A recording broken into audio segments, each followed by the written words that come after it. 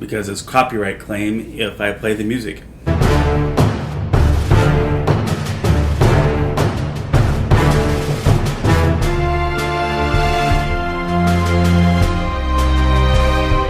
Welcome to my channel, KC. That's me, Carrie Chug, the Sledge Storyteller, here to talk about the wonderful world of storytelling and to open up discussion about how we can tell the best stories we can in talking about movies, the good, the bad, from a storytelling standpoint.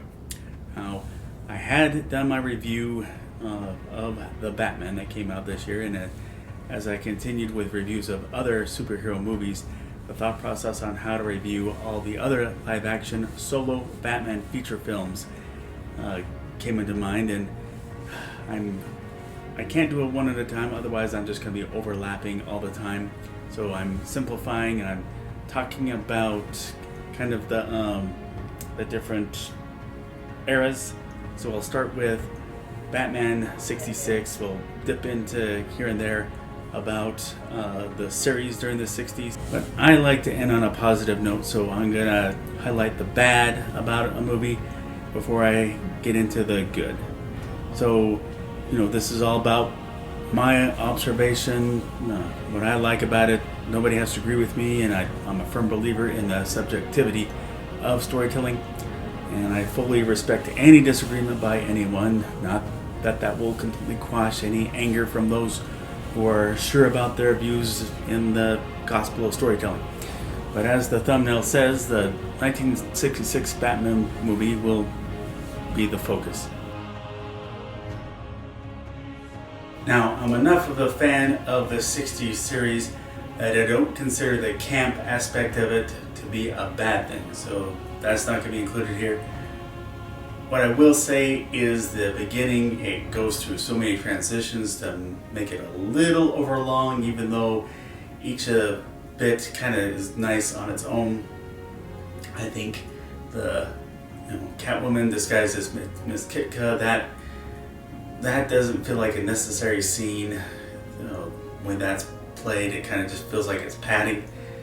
And what I will say is, the parts where Batman, he revives the ambassadors through some weird mad scientist method, it doesn't really feel like it's in the same tone as the series itself. I mean, it has always felt like it's been Batman in its own way. It just does not feel Batman here, where he's, again, they're playing it up like he's a mad scientist. So, in starting out the good, I can't help but share a little personal background on here. So, the 60s series, that was my introduction to Batman as a kid, before we started having the movies. And, that's when I was 4. And whenever watching any episode, when it was time for those fight scenes, I got up, I would throw punches to put myself in sync with the biffs, bams, pows, and zowies. And my own favorite was Zoc. Now, I did follow the shift to the darker side of Batman with the comics of the 80s. And, the movies that started with Batman of 1989 and the animated series. But all the memories of my love for the 60s Batman came back into my head when I saw that Adam West himself was coming to a convocation at Weber State University, which I was attending at the time. Now, I know that people have had experience meeting him at comic conventions, and kind of the same experience, but still I'm going to share this. But naturally I attended that convocation. But toward the end, he opened things up for questions and said to the audience, go ahead and ask questions. And eventually he did pick me, and I asked, who came up with the Watusi? And basically he winged it. That was his answer there. But enough tangent. Let's talk more about the movie. I have to love this movie that it keeps the shtick either overacting or deadpanning by Adam West, Burt Ward, Neil Hamilton, Stafford Rep, Cesar Romero, Burt Gorshin, Burgess Meredith, and playing the diva, Lee Merriweather. But the initial action scene it nails you with the extreme absurdity of the disappearing boat, then the shark, then Batman's dialogue. Hand me down the shark repellent bat spray! Then the conversation between Batman and Robin with Commissioner Gordon and Chief O'Hara, with some of the most hilarious logic ensues. Fishy what happened to me on that ladder. You mean where there's a fish, there could be a penguin? But wait, it happened at sea. See? See for Catwoman. Yet, that exploding shark was pulling my leg. The Joker. It all adds up to a sinister riddle. Riddler. Riddler? Now, traditionally, in shows that feature the Riddler, they come up with some clever riddles that Batman has to solve. Here, they decide to get lazy with it, but they make good use out of lazy riddles. What does a turkey do when he flies upside down?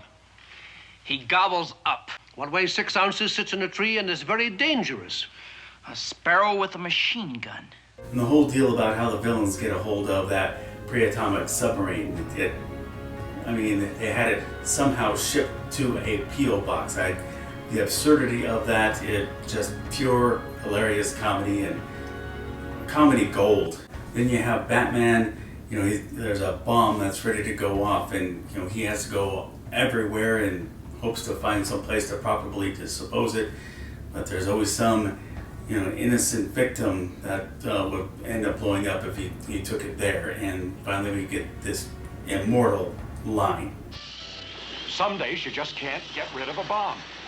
But Adam West and everyone else in the cast, they all know exactly what they're in. They're self-aware of that, and they play it like they're supposed to.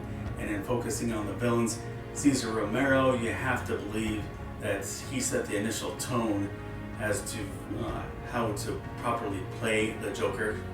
All actors no doubt picked up on him, and to one degree or another, drawing from his maniacal laugh and playfulness. Frank Gorshin, he brought his own mania and laughter that you think would be copycatting Romero, but it's amazingly distinct.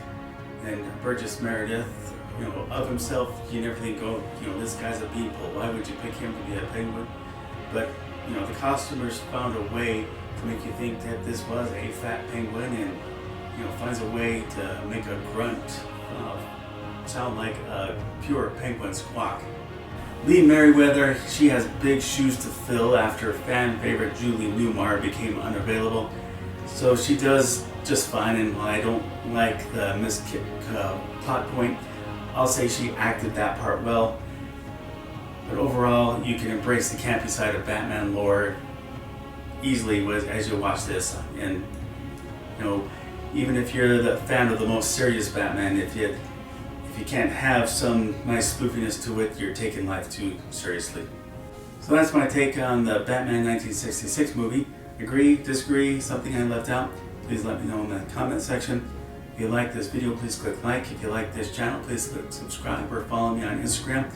As always, I'll leave the link to order either Sledge number 1 or Sledge number 2 through indieplanet.com in the description below. It can be bought either through the digital format or the paper format. Both formats are available for Sledge number 1 on Kindle. There have been some obstacles as of late to keep the production on Sledge number 3 going, but suffice it to say, we're starting to gain new ground. So can't wait to get that out to you. But in the meantime, let's be kind, let's respect each other, let's embrace our differences, and let's try to make the world a better place by starting with our own front porch. But everyone, be safe and God bless.